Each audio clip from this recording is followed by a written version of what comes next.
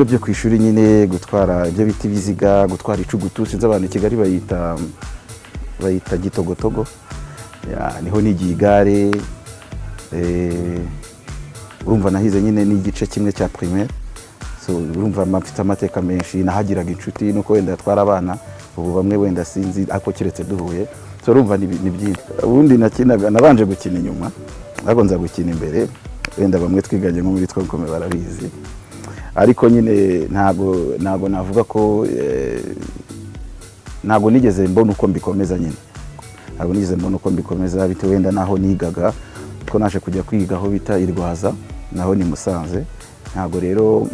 hari umwanya munini cyane wo gukina umupira kugira ngo wenda nza kugira amahirwe nkiga nk'ahantu babiteza imbere cyane wenda babona mba narabaye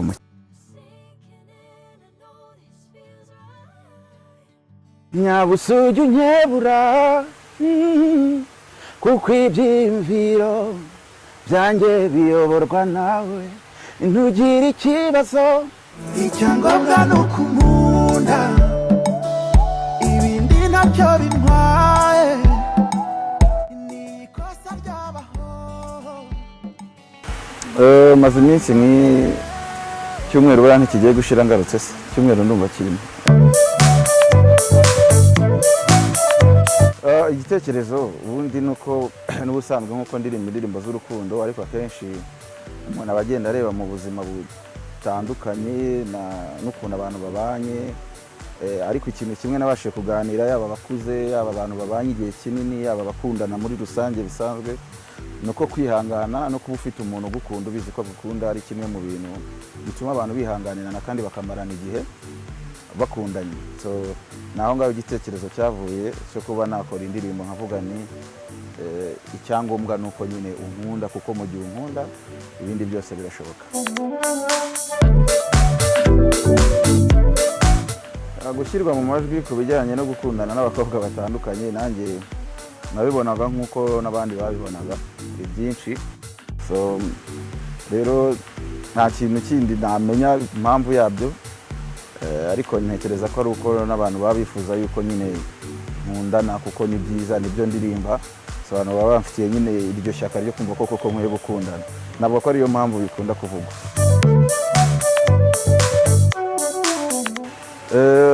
ibintu bifatika kenshi ngiye ibintu abantu babimbajije ntabwo njya cyane muri details z'ibintu bifatika nyine nk'inzu kuko deja yo ndayifite ahubwo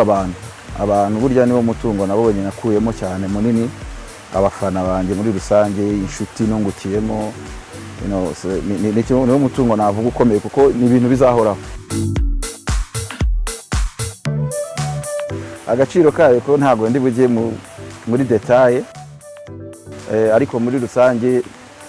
narabikoze mbona birakunze so nicyo cyangombwa ariko details z'amafaranga byo ntabwo ndi bubitinde icyiza cyangombwa nge mba mbona nuko umuntu aba yabikoze nyine bikaba bikarangira kandi bikabishema kuri nge no ku bakunzi banjye bamfashije kugera aho ngeze so biba bihagije cyaje mu buryo nyine bwo gukomeza kwiyubaka usibye no gukora umuziki gusa n'ibindi byo mu buzima busanzwe mu buryo bwo kugenda niyubaka kugira ngo mbone nuko nubaka umuziki wanjye so nuko igitekerezo cyaje mpura n'abantu bari babimenyereye baramfasha turabikora niko nguko igitekerezo cyaje nyine gishyira mu bikorwa birahari ariko ibya detail byo ntabwo bigize ariko of course biba bihari nyine nkuko n'undi muntu wese yashobora kuba afite ibintu runaka mu buryo butandukanye nabyo biba bihari ariko bihari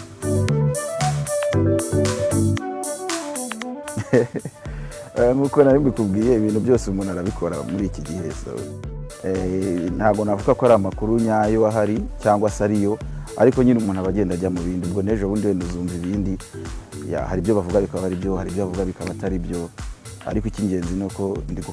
gukora kandi ku muziki ngakora no ku bindi byo mu buzima busanzwe mperuka i Nyabihu kera pe keretse iyo maciye ngiye i Rubavu nibwo maca nyine ariko ubundi ntabwo maheruka kera nko muri za 98 cyangwa 2000 gutyo hagati aho ngaho ubundi navukiye hano Kigali ariko mu gihe cya 1995 icyo gihe twagiye i Rubavu nako i Nyabihu. Ubwo rero mama nawe nk'imyaka 4 gutya 3 nza kugarukana none Kigali. Niyo mpamvu n'abantu kenshi bagiye babyitiranya, hari igihe kigeze kuba abantu barabyitiranya, ariko narahabaye ni kwa papa.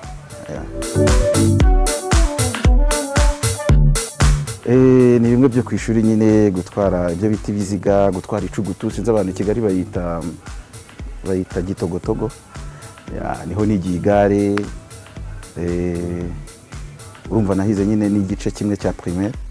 so urumva mfite amateka menshi. Nahagiraga inshuti nuko wenda yatwara abana, ubu bamwe wenda sinzi ako kiretse duhuye, so urumva ni byinshi. Ubundi nabanje gukina inyuma, ariko nza gukina imbere, wenda bamwe twiganye nko muri twakome barabizi, ariko nyine ntago navuga ko ntago nigeze mbona uko mbikomeza nyine. Ntabwo nigeze mbona uko mbikomeza bitewe wenda naho nigaga, ko naje kujya kwiga aho bita i Rwaza, naho ni Musanze. Ntabwo rero hari umwanya munini cyane wo gukina umupira.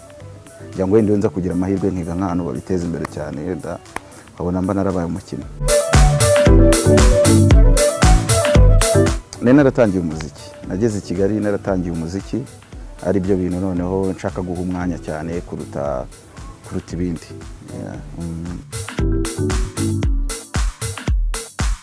Ndi umudive. Naririmbaga iyo bita tenara.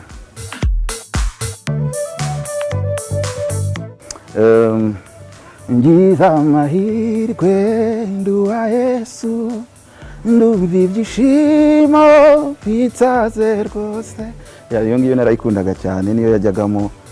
numvaga mbese gusenga kwanjye bitunganye.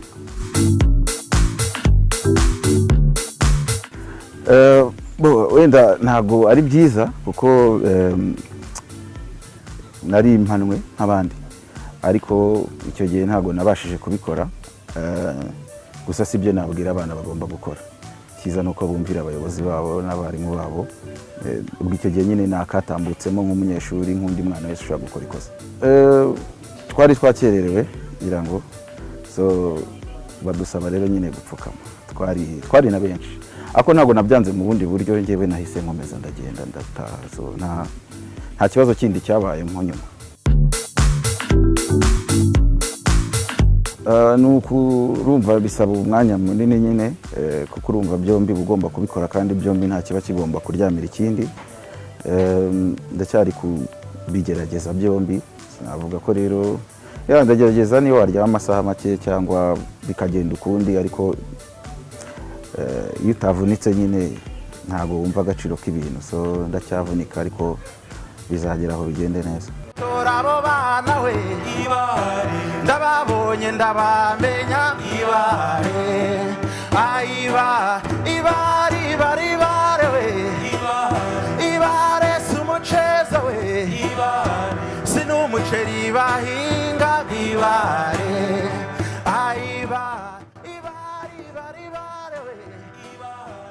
Icyambere ni uguhura kw'Abanyarwanda muri rusange, guhura kw'Abanyarwanda bari hanze y'igihugu n'abavuye mu Rwanda. Noneho n'ibyishimo biba bihari no gukunda igihugu biba bihari, cyane cyane gukunda igihugu biba bihari. Abantu bona bafite ishyaka ryinshi, bategereje nyakubahwa perezida wacu. So ubona ko ari ibintu byiza cyane, biba biryoshye. Ubona abantu bagasabana bagasangira, ko nyuma buriya turasangira tukaza no kongera tukaririmba. Keretse umuntu nyine hageze, ariko ndabizi ko n'ubundi abantu mu Rwanda bari kubireba, ibyishimo bari byinshi. Niryo somo navuga ryo gukunda igihugu. Abantu bari hanze bafite uwo mutima cyane, ni ikintu cyiza.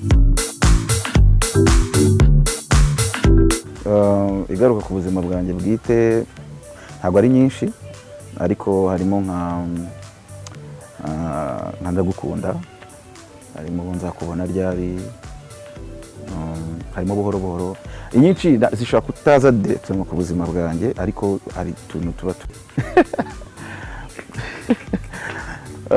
oya nta kibazo, ahubwo nuko hari igihe nyine ukunda indirimbo bwayo yitwa Ndagukunda. So nari nakunze ndirimbira umuntu nari nakunze ko mukunda, nta kindi. ku bintu byose bigenda nyine hari igihe ibintu birangira niko byarangiye byaje kurangira ariko neza nta kibazo n'ibintu abantu bumvikanye kuko yari afite kugenda so biba byiza ko tubihagarika gutyo Nza kubona ryari kubona byari nza kuri fone uko nkumva kuri fone nza kubona ryari ko nishwe nayo ni umuntu twe tumaze igihe kinini tuvugana ariko tutarabona ntacyo gihe nari gitangira umuziki kera ariko buri munsi yarampamagaraga tukaganira bisanzwe nza gukuramo igitekerezo rero cyo kuba atari kuyu muntu ko twamaze nk'imyaka 2 tuvugana bishobora kuba buri munsi cyangwa rimwe mukari ariko tutarabonana so nza kugira igitekerezo nawe cyavuze ko ati nzakubona ryari yenda nongeyemo n'ibindi bimeze kugira ngo nyine birukundo ariko igitekerezo nawe cyavuye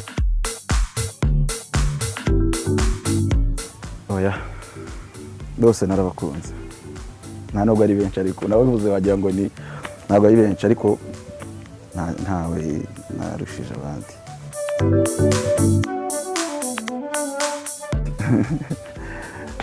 ndacyaburana byagira ngo byari kera hari byabaga ari byinshi hari muri studio hari mu buzima busanzwe ko twarabanaga nyine hari akantu mutumvikanaho mukajya impaka nyine ni ibintu bisanzwe cyangwa turi kumwe n'inshuti zacu zadusuye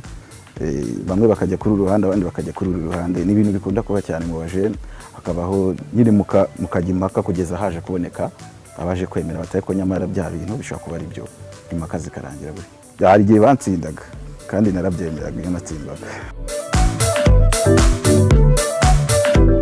ntabwo akunda kujya impaka ariko ntabwo akunda kujya impaka ahubwo ashobora guhita yicecekera akakwihorera wenda akaza kubikubwira nyuma ariko bya bindi byari wabonaga ari byo ariko we impaka ntabwo azishobora cyane oya ku ruhande rwanjye ntabwo nabibonaga sinzi wenda niba ari uko twabaga turi mu kazi cyane akenshi niyo twahuraga tugiye mu kazi so kandi rero yaba Clement yaba Knowless n'abantu iyo bari mu kazi baba bari mu kazi nyine so ntabwo nigeze mbibona turi mu kazi ubwo wenda keretse mu buzima busanzwe bundi nibwo byabaga ariko yewe turi mu kazi twabaga turi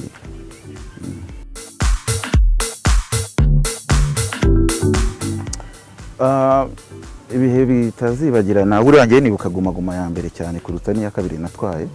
kubera ko byari bishyashya ari ibintu bishya tutabizi twese tutazi ukuntu turi bubigenze habayemo ibintu byinshi bimwe baje kwita amakata niko babyise mu ya mbere mu ya kabiri ahantu hagati aho ngaho byo gushaka nyine amajwi kuko n'abantu bashakaga amajwi yaba kuyagura yaba twakoze ibintu byinshi ariko wenda bitajyanye n'abari bashinzwe amatora ko abari bashinzwe amatora bo nta n'ukuntu bari kubabona ariko mu buzima busanzwe bijyanye no gushaka amakarite ko amajwi byo kujya mu isoko twagiye mu masoko tugatoresha abantu twashyizeho abantu batora mu ntara ukaba ufite abantu batora mu ntara zose cyane rwose nagiye ku isoko rya Kimironko twakoze ibintu byinshi cyane muri Guma ya mbere ku buryo nibaza ko ari cyo kintu nibuka cyane nibukira cyane kuri Guma nzi ko Safi ari we muntu wadusetsaga cyane yaradusetsaga cyane Safi ariko ntabwo nibuka story neza ko zabaga ari nyinshi Safi agira story nyinshi Safi ashobora kugusetsa umunsi ukira so ntabwo nzibuka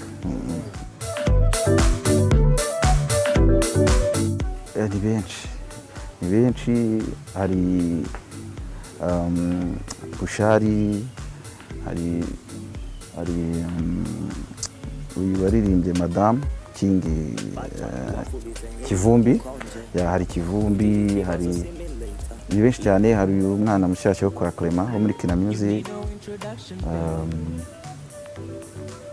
ni benshi hari indi ndirimbo cyashya yitwa So Special nayo nziza ni benshi iyi generation ndabona imeze neza barimo urabona ko bari gukora ibintu byiza cyane ko nibakomeza gutya bakagira competition nabo hagati yabo bizadufasha bari ba Igor ngiye kubavuga ntabwo nshaka kugira uwo nibagirwa kuko ni benshi n'aba Amaron ni benshi bari gukora ibintu byiza cyane ati ni mwebwe hase ni mwebwe mufite umwuma tubawututenge ariko niyitwa Kina Trap ndayikunda indirimbo ze ndazikunda narebye na album ye ni sawa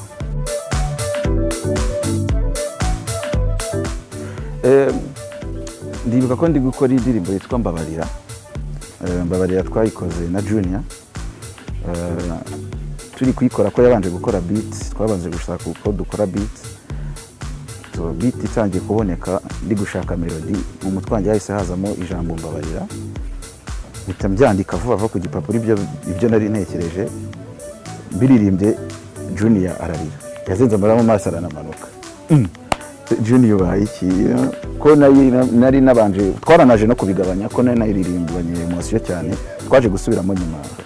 so icyo gihe rero nicyo navuga nicyo kintu cyabaye muri studio twese nyine turatanga ariko nari ndimo ngenyine ngira ngo niba nari ndimo ngenyine nawe ntago mbizi ngira ngo wenda ne emotion kinzi cyabaye nyine